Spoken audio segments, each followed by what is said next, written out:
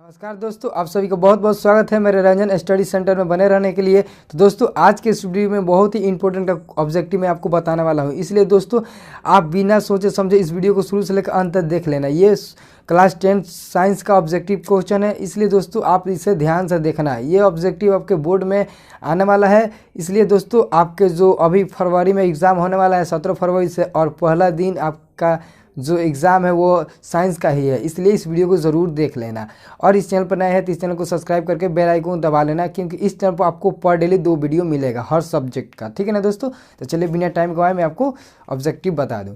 तो question number 1 है कि दाढ़ी बढ़ाने में कौन सा दर्पण उपयोग होता है। तो इसका सही आंसर क्या हो जाएगा? इसका सही आंसर हो जाएगा आपका सी नंबर, अवतल दर्पण। ठीक है ना, सी नंबर इसका सही आंसर होगा। नेक्स्ट क्वेश्चन है, निर्वात में प्रकाश की चाल होती है। निर्वात में प्रकाश की चाल कितना होता है? 3 × 10⁸ मीटर पर सेकेंड। ठीक है ना, ए नंबर इसका सही आंसर होगा। ठीक है, अगला क्वेश्चन है, 2 डायोप्टर क्षमता वाले लेंस का फोकसांतर होता है। तो 2 डायोप्टर यानी कि P बराबर 2 डायोप्टर दिया है, तो P बराबर 1/f, तो वहाँ से f का मान निकाल लेंगे तो हमारा आंसर मिलेगा 50 सेमी। ठीक है ना, 50 सेमी, फोकस दूरी सेमी में हो जाएगा, डायोप्टर मीटर में होता है। ठीक है ना। नेक्स्ट क्वेश्चन है, निकट दृष्टि दोष का उपचार किस प्रकार के लेंस से किया जाता है। ये तो सबको मालूम होगा, लेकिन यहाँ पर दूसरा नाम दिया है, तो अवतल लेंस का प्रयोग किया जाता है, और अवतल लेंस का दूसरा नाम है अपसारी। ठीक है ना, इसका आंसर हो जाएगा आपका बी नंबर। ठीक है। नेक्स्ट क्वेश्चन है कि श्वेत रंग कितने रंगों के मेल से बना है। तो श्वेत रंग कितने रंगों के मेल से बना है? तो 7 रंगों के मेल से बना है। ठीक है ना, इसका आंसर होगा डी नंबर। अगला क्वेश्चन है कि प्रतिरोध का एसआई मात्रक क्या है। तो प्रतिरोध का एसआई मात्रक क्या होता है? प्रतिरोध का एसआई मात्रक ओम होता है। ठीक है ना दोस्तों, इसका आंसर होगा आपका बी नंबर। अगला क्वेश्चन है कि 1 एंगस्ट्रॉम का मान क्या होता है। तो 1 एंगस्ट्रॉम बराबर कितना होता है दोस्तों? आप याद रखिएगा, ये आपके 12th बोर्ड में भी काम आता है, और 12th बोर्ड के आपके एग्जाम में पूछ भी चुका है, इसलिए इसे जरूर याद रखना।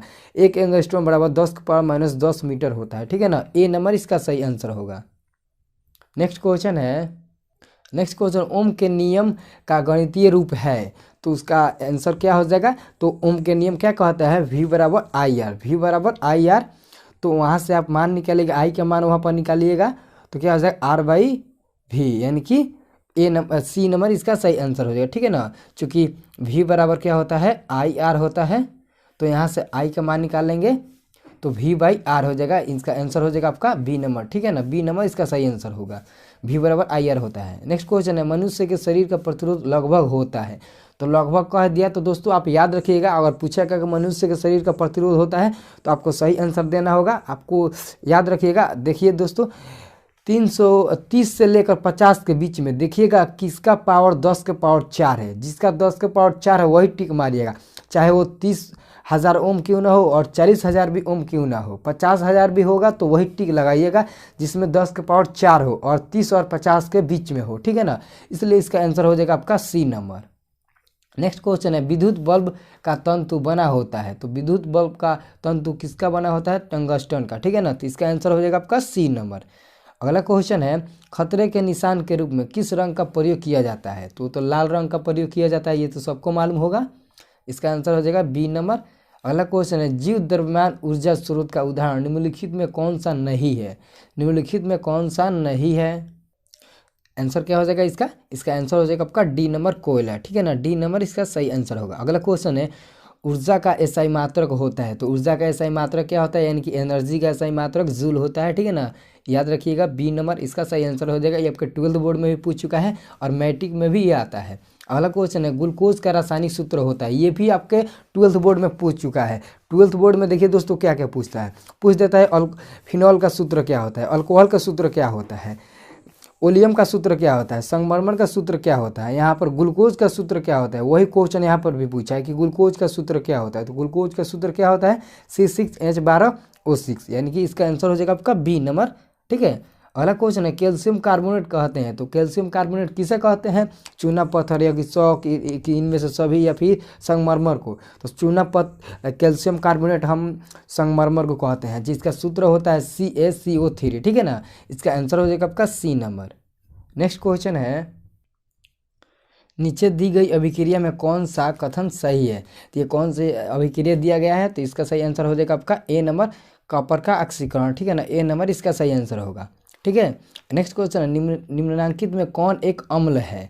तो दोस्तों आगे यहाँ पर निम्नलिखित में कौन एक अम्ल है, ऐसा ही पूछता है, आपके सूत्र दे देगा और पूछेगा निम्न में कौन अम्ल है। तो वही काम यहाँ पर भी किया है, मैट्रिक में भी, इंटर में यही करता है, मैट्रिक में भी यही कर दिया, क्योंकि साइंस का जो क्वेश्चन होता है ना वो मैट्रिक और इंटर का जो एक तरफ से सेम ही तरह से होता है। बहुत ऐसे क्वेश्चन होता है मैट्रिक वाला जो 12th में मिलता है, ठीक है ना दोस्तों।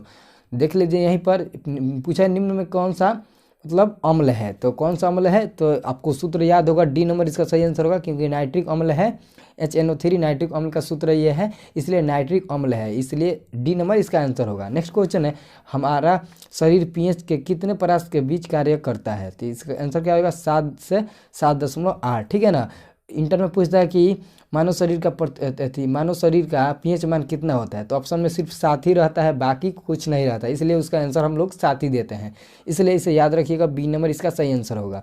नेक्स्ट क्वेश्चन है, सिलिका क्या है, सिलिका क्या है, तो इसका सही आंसर क्या हो जाएगा, इसका सही आंसर हो जाएगा आपका डी नंबर, ठीक है ना, निस्तापन, डी नंबर सिलिका निस्तापन है, ठीक है ना। नेक्स्ट क्वेश्चन है, सबसे कठोर तत्व है, सबसे कठोर तत्व क्या है, तो इसका सही आंसर क्या हो जाएगा, सबसे कठोर तत्व ये तो सबको मालूम होगा, हीरा है, ठीक है ना, सबसे कठोर तत्व हीरा है। दोस्तों अगर ऐसा ही और वीडियो देखना चाहते हैं तो इस चैनल को सब्सक्राइब जरूर कर लेना, क्योंकि इस चैनल पर आपको मैट्रिक और 12th दोनों का बोर्ड का आपको वीडियो मिलेगा और हर चैप्टर का ऑब्जेक्टिव मिलेगा, और आपके जो 10th बोर्ड का है उसके लिए आपको सब्जेक्टिव भी मिलेगा अच्छे से तैयारी करने के लिए, इसलिए इस चैनल को सब्सक्राइब ज़रूर कर लेना।